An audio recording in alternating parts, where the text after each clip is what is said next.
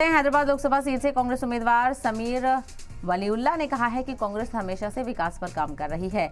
AIMIM और BJP दोनों पार्टियां चुनाव को पोलराइज करके हैदराबाद में तनाव का माहौल पैदा कर रही हैं। इस चुनावी माहौल में समीर वलीउल्लाह ने सलाम टीवी से खास बातचीत की।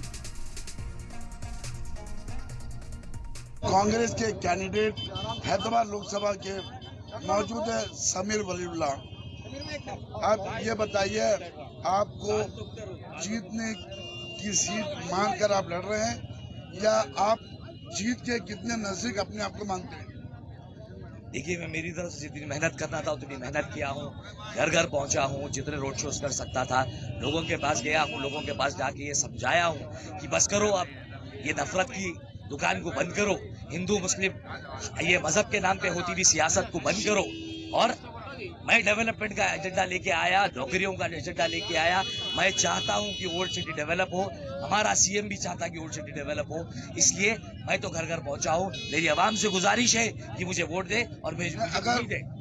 नवनीत राणा का कहना है कि अगर बीजेपी को वोट देंगे तो हैदराबाद पाकिस्तान बनने से बच जाएगा, वरना वो पाकिस्तान बन जाएगा हैदराबाद।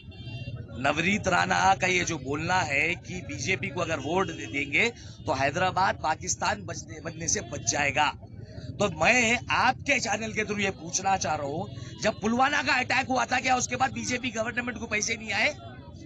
गोद गाय बिरयानी मोदी जाके क्या बोलते सो पाकिस्तान में बैठ के खा के आए।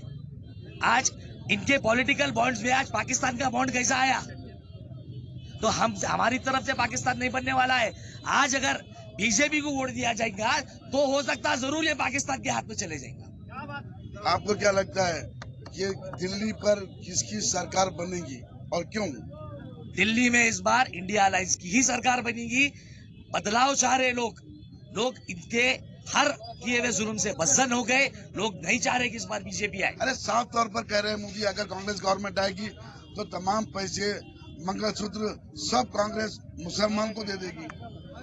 क्यों? आज इनके ये 10 साल इख्तियार में थे, उससे पहले कांग्रेस गवर्नमेंट थी, कांग्रेस हुकूमत के जब मुसलमान को सब दे डाली। कांग्रेस के दौर में जितना मुसलमान सेफ था, जितना आराम से था, इनके दौर में मुसलमान कभी सुकून में नहीं रहा। ये 10 साल मुसलमान सिर्फ परेशान और बेचैन रहा। कभी एनआरसी बोले, कभी सीए बोले, कभी गौ रक्षक के नाम पे मारे, कभी आपके मॉब लिंचिंग करे। तो इनके दौर में ना दलित सुकून में रहा, ना मुसलमान सुकून में रहा। कांग्रेस के दौर में हमेशा दलित भी सुकून में रहा और मुसलमान भी सुकून में। एक आखिरी बात आप ये बताइए मुझे कि कांग्रेस गवर्नमेंट को कितनी दूर लगती है सेंटर? कांग्रेस गवर्नमेंट के लिए अब कोई सेंट्रल दूर नहीं है, इंडिया अलायंस है।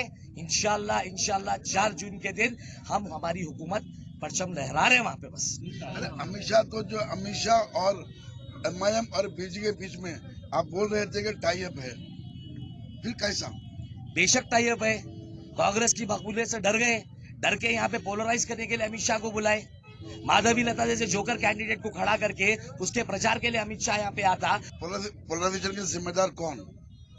बीजेपी और एआईएमआईएम, असदुद्दीन अवैसी और बीजेपी, मोदी या शाह। पोलराइजेशन ये लोग सारे हिंदुस्तान में कर रहे हैं। यहाँ से असदुद्दीन अवैसी हैदराबाद से बैठ के भड़काऊ भाषण देते जिसका असर पूरे हिंदुस्तान में होता। ये तो समीर वलीउल्लाह जो लगातार गुस्से में नजर आ रहे थे, क्योंकि अब ये 3 कोनी इलेक्शन नहीं रहा, ये रहा बीजेपी और एमआईएम के बीच में, ऐसा लग रहा है। तो उनका जो गुस्सा नजर आ रहा था, ये बात दिख रही थी कि एमआईएम और बीजेपी पोलराइजेशन करने की वजह से शायद अवाम की नज़र एमआईएम और बीजेपी पर चली गई और इन पर नहीं पड़ रही है। ये वक्त बताएगा कि कौन जीतेगा और कौन हारेगा। कैमरामैन के साथ मैं मीर मेदिनी बाकरी, सलाम टीवी, हैदराबाद।